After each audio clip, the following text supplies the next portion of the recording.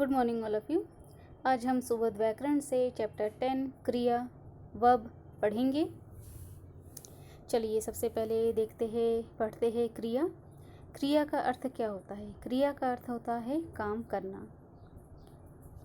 क्रिया शब्दों से किसी काम के होने या करने का पता चलता है। जैसे यहाँ कुछ उदाहरण दिए गए हैं। अध्यापिका पढ़ा रही है, सूर्य निकल रहा है, तोता मिर्च खा रहा है, वर्षा हो रही है, मैं पानी पी रहा हूँ। पढ़ रहा है, यहाँ जो पिंक अक्षरों में जो आपको शब्द दिख रहे हैं, पढ़ रही, निकल रहा, खा रहा, हो रही, पी रहा, यह सब क्रिया है। चलिए क्रिया की परिभाषा देखेंगे। जिन शब्दों से किसी कार्य के करने अथवा होने का बोध होता है उन्हें क्रिया कहते हैं। अब हम धातु देखेंगे।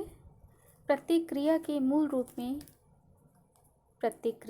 मूल में कोई शब्द अवश्य होता है। जैसे पढ़ना, पढ़े, पढ़ता, पढ़ती, ऐसे बहुत से शब्द होते हैं। क्रिया के इसी शब्द को धातु कहते हैं। जैसे पढ़ है, पढ़ना है, तो यहाँ पढ़ यह धातु हो जाएगा, ना यह सपोर्टेबल हो जाएगा। तो पढ़ यह धातु है, लिख धातु है। क्रिया के भेद दो आधारों पर किए गए हैं, कर्म के आधार पर, रचना के आधार पर। सबसे पहले हम कर्म के आधार पर क्रिया के भेद देखेंगे।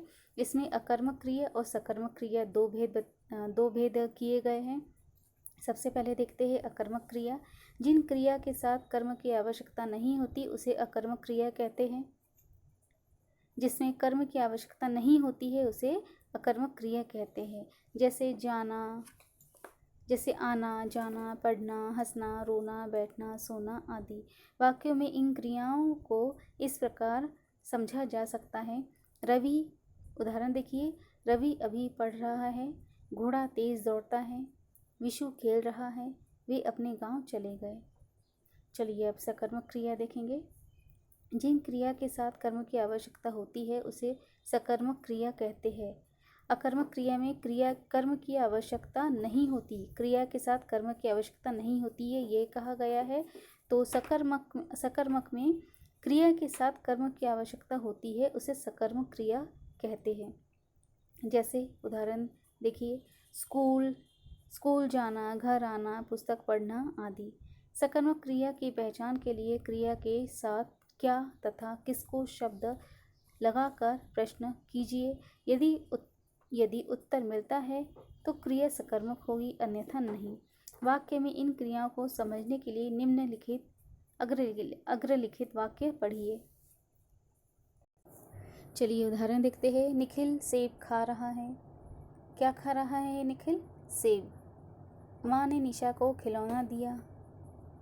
किसको दिया? निशा को।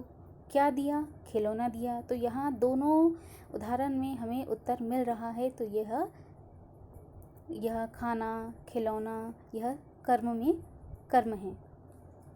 सकर्मक क्रिया के दो भेद होते हैं, एक कर्मक क्रिया, द्विकर्मक क्रिया। एक कर्मक क्रिया पढ़ेंगे। जिस सकर्मक क्रिया के साथ एक कर्म आता है उसे एक कर्मक क्रिया कहते हैं। उदाहरण देखिए, बच्चा दूध पीता है, माली पौधे लगाता है, उसने फ़ोन खरीदा, मैंने कल जलेबी खाई। यहाँ सिर्फ एक ही क्रिया के साथ एक ही कर्म है, इसलिए इसे एक कर्मक क्रिया कहा गया है। द्विकर्मक क्रिया देखिए, जिन सकर्मक क्रिया के साथ दो कर्म आते हैं और क्रिया का प्रभाव दोनों कर्मों पर पड़ता है उसे द्विकर्मक क्रिया कहते हैं। उदाहरण देखिए, माता बच्चे को सुलाती है। यहाँ माता बच्चे को सुलाती है, यहाँ दो कर्म आए हैं, इसलिए यहाँ द्विकर्मक क्रिया का उदाहरण है। मानसी ने भाई को पढ़ाया। मानसी ने किसे पढ़ाया? भाई को पढ़ाया, यहाँ पर भी द्विकर्मक क्रिया है। नौकर पौधों को पानी देता है। नौकर पौधों को पानी देता है, यहाँ पर भी द्विकर्मक क्रिया है। अध्यापिका ने झंडा फहराया। प्रयोग के आधार पर क्रिया के चलिए अब हम देखेंगे क्रिया में परिवर्तन। अब हम देखेंगे प्रयोग के आधार पर क्रिया के निम्नलिखित भेद होते हैं। प्रयोग के आधार पर क्रिया के निम्नलिखित 6 भेद होते हैं।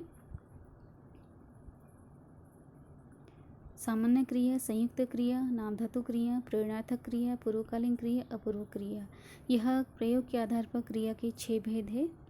सबसे पहले भेद हम देखेंगे सामान्य क्रिया। चलिए पढ़ते हैं सामान्य क्रिया। जिन वाक्यों में एक ही मूल धातु से बने क्रिया पदों का प्रयोग हो वे सामान्य क्रिया कहलाता है। उदाहरण, लड़कों ने खाना खाया, राधिका नाची, मैंने पत्र लिखा। यहाँ सामान्य हो रहा है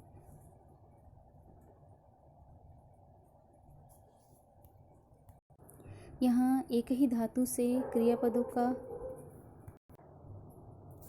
यहाँ मूल धातु एक ही है और क्रियापद अलग है, इसलिए यह सामान्य क्रिया में उदाहरण आते हैं। लड़कों ने खाना खाया, खाना तो खाया पर लड़कों ने खाया। राधिका नाची, मैंने पत्र लिखा। चलिए पढ़ेंगे हम संयुक्त क्रिया। जिन वाक्यों में एक से अधिक धातुओं से बने क्रियापदों का प्रयोग हो वे संयुक्त क्रिया कहलाती है। जैसे शालिनी, उदाहरण देखिए, शालिनी जाकर सोने लगी है, अमित वहाँ से चला गया, मैं भी खेलना चाहता हूँ।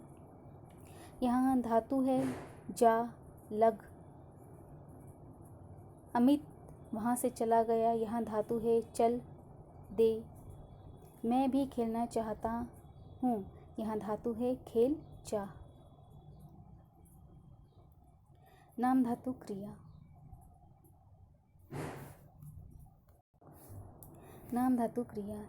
कुछ क्रियाएं क्रियापद का परिवर्तित रूप न होकर संज्ञा, सर्वनाम, विशेषण के आगे ना लगकर बनती है, उन्हें नाम धातु क्रियाएं कहते हैं। जैसे गरम से गरमाना, अपना से अपनाना आदि। यहाँ संज्ञा से बनी नाम धातु क्रियाएं बनाई गई है। जैसे डर से डराना, शर्म से शर्माना, लहर से लहराना। वैसे ही सर्वनाम से बनी धातुओं की क्रियाएं भी बनाई गई है। अपना, अपनाना।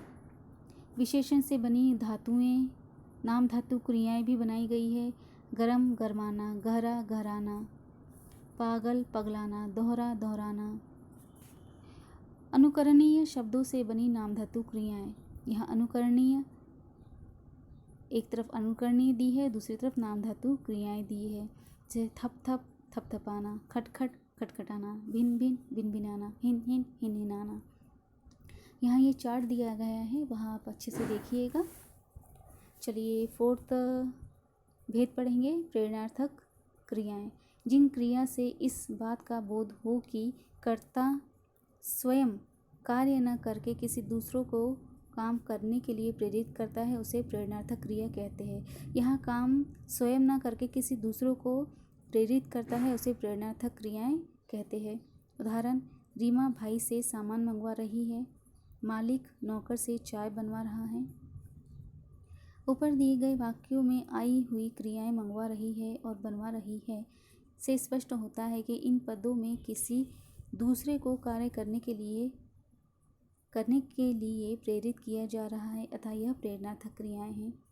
5th देखेंगे हम, पूर्वकालीन क्रियाएं। यदि वाक्य में पूर्व क्रिया से पहले कोई क्रिया हो चुकी हो तो उसे पूर्वकालीन क्रियाएं कहते हैं। एक क्रिया होने से पहले ही दूसरी क्रिया होने से पहली क्रिया हो चुकी है, वहाँ पूर्वकालीन क्रिया कहलाता है। उदाहरण देखिए, वह नहाकर मंदिर जाएगा, वह खाना खाकर पढ़ेगा। उपयुक्त वाक्यों में जाएगा तथा पढ़ेगा मुख्य क्रियाएं हैं और नहाकर तथा खाकर क्रियाएं इन क्रियाओं से पहले आई हुई क्रिया है, अतः नहाकर व खाकर पूर्वकालीन क्रियाएं हैं। विशेष देखिए क्या है। पूर्वकालीन क्रिया बनाने के लिए धातु के आगे कर लगाते हैं, जैसे पढ़कर, सोकर, खाकर, दौड़कर। 6 अपूर्व क्रिया, अपूर्ण क्रिया। जब वाक्य में क्रिया के होते हुए भी किसी स्पष्ट अर्थ का बोध नहीं होता हो तो उसे अपूर्ण क्रिया हम फिर से पढ़ेंगे ये। जब वाक्य में क्रिया के होते हुए भी किसी स्पष्ट अर्थ का बोध नहीं हो तो ऐसी क्रिया अपूर्ण क्रिया कहलाती है। जैसे उदाहरण देखिए, वह है राहुल वह है, राहुल रहा है। इसमें कोई भी अर्थ स्पष्ट नहीं हो रहा है, इसलिए यह अपूर्ण क्रिया कहलाएगी। उपयुक्त दोनों वाक्य व्याकरण की दृष्टि से अपूर्ण है। अब निम्नलिखित वाक्यों पर ध्यान दें। वह किशोर है, राहुल खाना खा रहा है। यहाँ यह पूर्ण क्रिया है या इसका कुछ अर्थ निकलता है। क्रिया में परिवर्तन। क्रिया एक विकारी शब्द है, अर्थात क्रिया के लिंग, वचन और सर्वनाम के अनुसार उसके रूप में परिवर्तन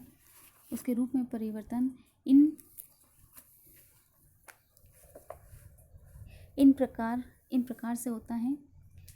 लिंग के अनुसार, वचन के अनुसार, सर्वनाम के अनुसार इनमें परिवर्तन होता है। चलिए देखते हैं यह परिवर्तन कैसे होता है। क्रिया का लिंग संज्ञा के लिंग के अनुसार बदल जाता है। क्रिया का जो लिंग पुल्लिंग अकारांत होता है, स्त्रीलिंग में इकारांत हो जाता है। उदाहरण देखिए, रवि पढ़ता है, राधिका पढ़ती है।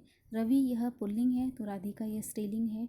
यहाँ पढ़ता है अकारांत है तो यहाँ पढ़ती है इकारांत है। दूसरा उदाहरण देखिए, शैलेश कल यहाँ आया था, सुधा कल यहाँ आई थी। दूसरा परिवर्तन देखिए वचन के अनुसार। यदि संज्ञा एक वचन में हो तो क्रिया भी एक वचन में रहती है, और यदि संज्ञा बहुवचन में हो तो क्रिया भी बहुवचन में बदल जाती है। जैसे उदाहरण देखिए, लड़का पढ़ रहा है, लड़के पढ़ रहे हैं। बच्चा खा रहा है, बच्चे खा रहे हैं। मैं खाता हूँ, हम खाते हैं। यहाँ एक वचन के अनुसार एक वचन में परिवर्तन होता है और बहुवचन के अनुसार बहुवचन में परिवर्तित होता है। सर्वनाम के अनुसार परिवर्तन देखिए, अकारांत सकर्मक क्रिया के रूप पुरुष के अनुसार नहीं बदलते, किंतु अन्य क्रिया रूपों में परिवर्तित आ जाता है। जैसे उदाहरण देखिए, उत्तम पुरुष, मध्यम पुरुष, अन्य पुरुष। मैं खाता हूँ, तुम खाते हो, वह खाता है। मैं जाऊँगा, तुम जाओगे, वह जाएगा। मैं जाऊँ, तुम जाओ, वह जाए। यहाँ आपका एक्सप्लेनेशन पार्ट था वो कंप्लीट हो चुका है। कल हम एक्सरसाइज और क्वेश्चन आंसर्स देखेंगे।